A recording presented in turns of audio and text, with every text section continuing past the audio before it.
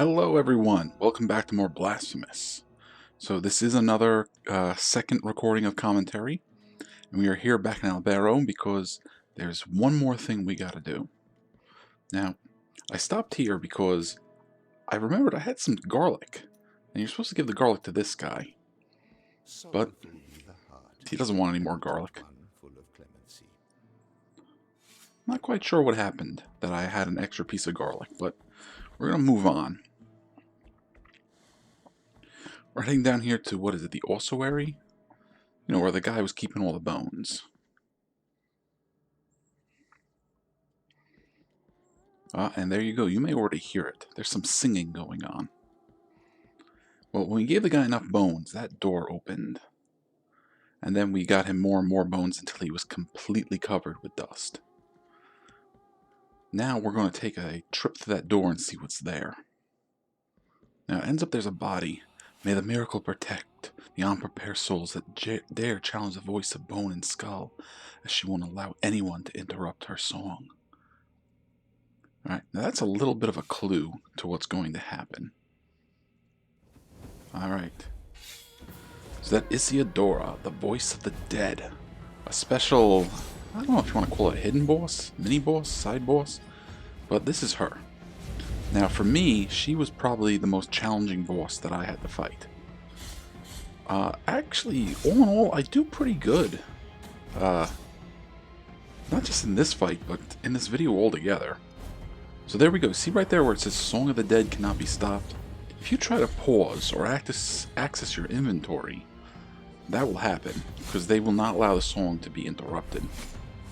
So if I wanted to change my prayer beads or my prayers or anything like that, I can't do that. So mostly she attacks really fast with really strong physical attacks, but she also has lots of fire attacks. So if you didn't know that, coming in here, you wouldn't have protection against fire. Now this is probably one of the best times to get her, when she's summoning those balls of fire. You can just sort of get underneath her and attack over and over again. Now we can block several of her attacks, but for the most part it's probably easier to jump over them.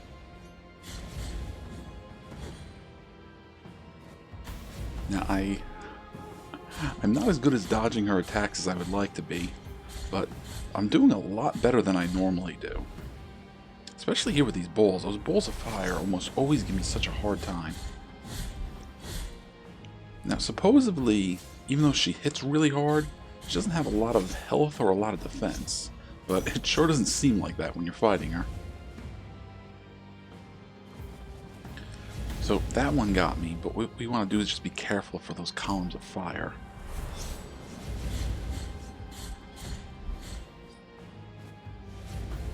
Alright, so yeah, that again, this is another good chance to just get under her and just attack over and over and over. Now those balls of fire, they do track, but eventually they'll dissipate.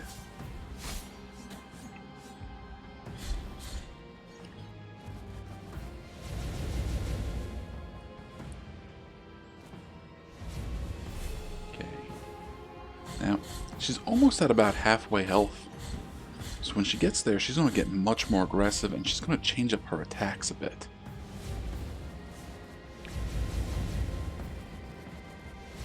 So right now this isn't too bad. We just gotta kind of watch the environmental cues and adjust. But we still gotta be careful. Okay, so here's where she's gonna really mix it up on us. She lights that pyre there in the middle. Now the whole room is lit up and fireballs are constantly being produced.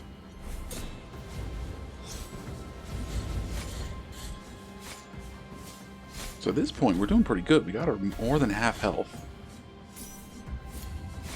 But I haven't used any of my prayers yet, and I think I'm going to start using them shortly. Because right now I have the, what is it, the prayer about the torn hair that makes you immune to damage for a little bit. So when I eventually did beat her, you know, my first time through, it was by really taking advantage of this prayer. Because I was having such a hard time with those balls of fire. Now, we didn't get her this time, but that's alright. First time through was just kind of show you what it was like as if you went in unprepared. And, you know, we did pretty good altogether.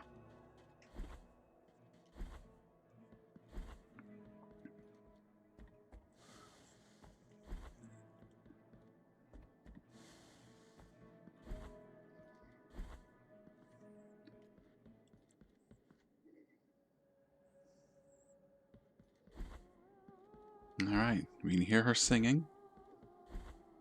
Now, I probably already have the prayer bead that gives us extra defense against fire, so that's probably helping a bit too. Now, this time, we're gonna be a little more careful. We know what we're doing, so we can get the timing for her attacks a little better. Like that one. That one's a tough one to get. And that one I should have just known better to even try going towards the middle of. There we go. So now we're immune to damage for a little bit. So those balls of fire, no threat to us. There's a good chance just to get a lot of damage in on her.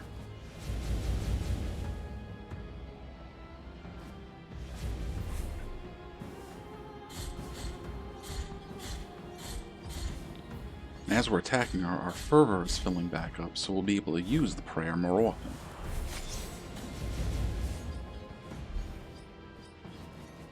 Okay, just gotta be careful of the columns of fire. Again, I really shouldn't have just stayed there. I should have, like, zipped to the right. But we're doing okay. Now the problem is those balls of fire have got us kind of pinned in the corner. And thank goodness we had some healing.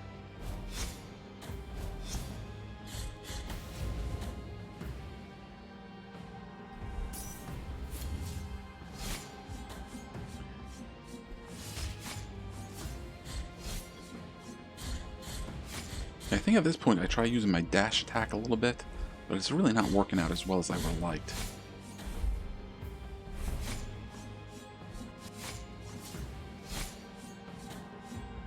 Because I understand we can block her attacks, but we can't counter them. Alright. Did good there. And that one was good too.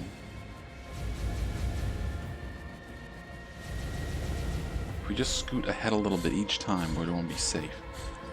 Alright, so she's mixing up her attack. So I should be safe if I just stay right there in the middle. Yep. We just gotta be careful of those balls of fire. And of course we can use our prayer to help protect us. We got 2 more uses of the flasks. I used one right there.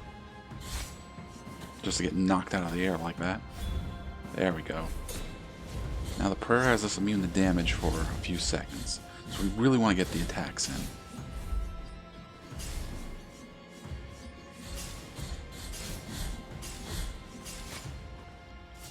Now that prayer allows us to be really aggressive with her. Which works good because supposedly she does not have a lot of health or a lot of defense. Alright, now she's getting a little crazy with the fireballs.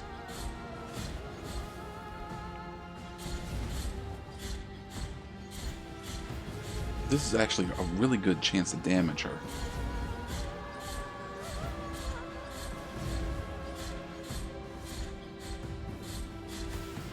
Okay, yeah, let's be careful. We'll get the prayer up and finish her off.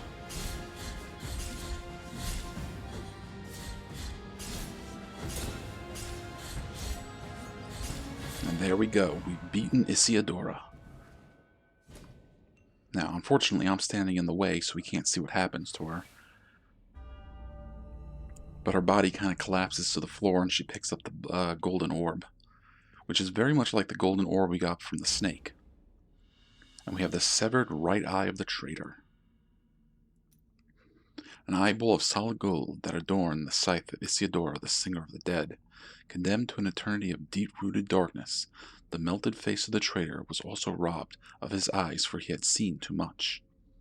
The lady of the ossuary was charged to watch over him, and the bones that used to sing with her found a new tomb in the darkest of corners. The children opened the doors of their houses and ran out after her, shouting, "Isidora! Sing to us, Isidora!" But still dressed in one of her flamboyant stage outfits, Isidora did not sing to them that night. Instead, she headed towards the cemetery and stopped before the entrance to the crypt that connects to the ossuary beneath the old church of Albero. The intrigued children fell silent behind the iron gates, and it was then that she began to intone verses that no one had ever heard before. After a short while, another distant voice could be heard accompanying the sad melody from the depths of the crypt, forming a beautiful yet mournful duet. The lady then walked through the stone archways, closing the door behind her. As her voice faded in the distance, more and more voices joined with her, as if a great choir of dozens was awaiting at the bottom of the steps. When the song came to an end, they heard the final strains rise up from beneath the ground, and the children walked away with tears in their eyes, and the cemetery recovered its usual silence. Never again was the singing lady seen, and ever since she had been remembered as Isidora, the lady of the ossuary, and the voice of the dead.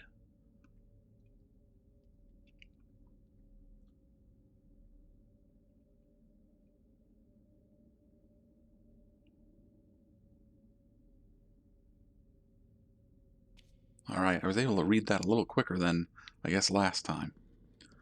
So that does it. At this point, I've done everything that I've done in previous playthroughs. So from this video on, everything is going to be new to me.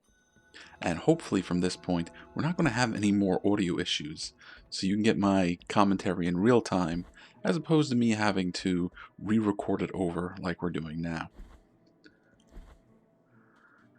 But that does it for this video. I'm going to run over here and save, and thank you all very much for watching.